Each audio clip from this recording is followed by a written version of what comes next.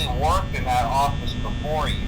I'm finishing up my last week now, as a matter of fact, so I know it can be a bit overwhelming, but I'm here to tell you there's nothing to worry about. You'll do fine. So let's just focus on getting you through your first week, okay? Let's see. First, there's an introductory greeting from the company that I'm supposed to read. It's kind of a legal thing, you know.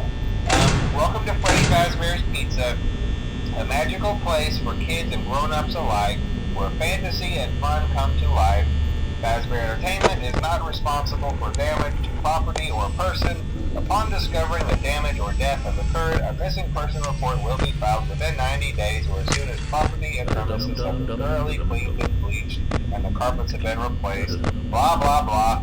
Now, that might sound bad, I know, but there's really nothing to worry about. The animatronic characters here do get a bit quirky at night, but do I blame them? No. If I were forced to sing those same stupid songs for 20 years and I never got a bath, I'd probably be a bit irritable at night too. So remember, these characters hold a special place in the hearts of children and we need to show them a little respect, right? Okay. So just be aware, the characters do tend to wander a bit. They're left in some kind of free roaming mode at night. Something about their servos locking up if they get turned off for too long. They used to be allowed to walk around during the day too, but then there was the bite of 87. Yeah, it's amazing that the human body can live without the frontal lobe, you know? Now, concerning your safety, the only real risk to you as a night watchman here, if any, is the fact that these characters, if they happen to see you after hours, probably won't recognize you as a person. They'll most likely see you as a metal endoskeleton without its costume on. Now, since that's against the rules here at Freddy Fazbear's Pizza, they'll probably try to forcefully stuff you inside a Freddy Fazbear suit. Now, that wouldn't be so bad if the suits themselves weren't filled with cross beams, wires, and animatronic devices, especially around the facial area. So you can imagine how having your head forcefully pressed inside one of those could cause a bit of discomfort and death. The only parts of you that would likely see the light of day again would be your eyeballs and teeth that pop out the front of the mask. Yeah, they don't tell you these things when you sign up. But hey, first station of the breeze. I'll chat with you tomorrow. Check those cameras and remember to close the doors only if absolutely necessary. Gotta conserve power. Alright, good night.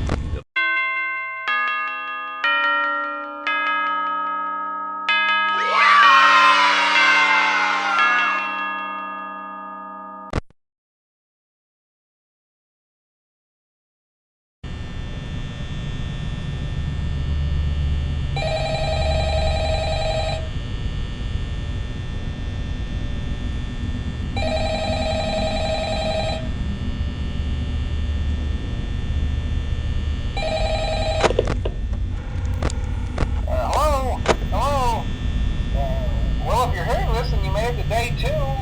Congrats. I won't talk quite as long this time since Freddy and his friends tend to become more active as the week progresses. It might be a good idea to peek at those cameras while I talk, just to make sure everyone's in their proper place, you know. Interestingly enough, Freddy himself doesn't come off stage very often. I've heard he becomes a lot more active in the dark, though, so hey, I guess that's one more reason not to run out of power, right? I also want to emphasize the importance of using your door lights.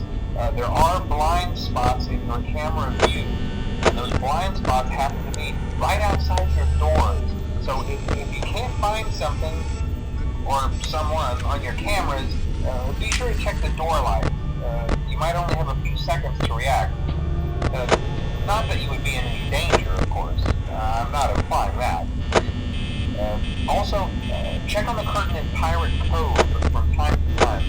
The character in there seems unique in that he becomes more active if the cameras remain off for long periods of time. I guess he doesn't like being watched. I don't know. Anyway, I'm sure you have everything under control,